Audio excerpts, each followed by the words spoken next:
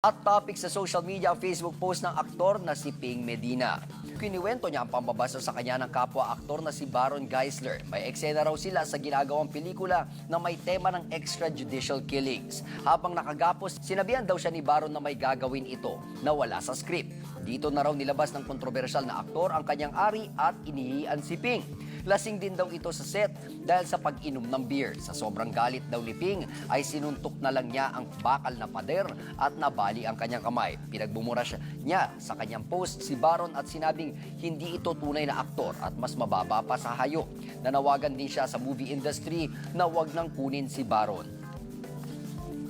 Sinigundahan ng direktor ng pelikula na si Arlene de la Cruz ang kwento ni Ping sa kanya ring Facebook post. Pero si Baron dumepensa.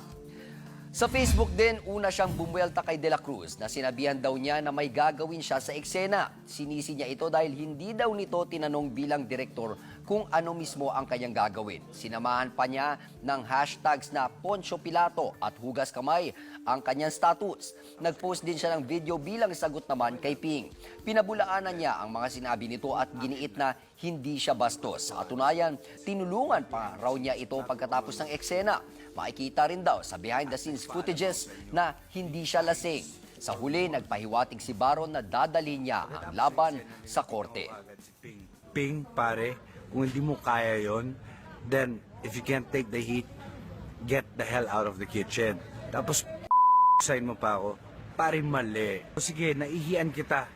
Pero nagpaalam ako 3 times kahit sa'yo.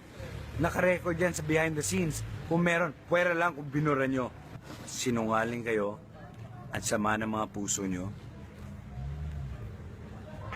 Magdasal kayo.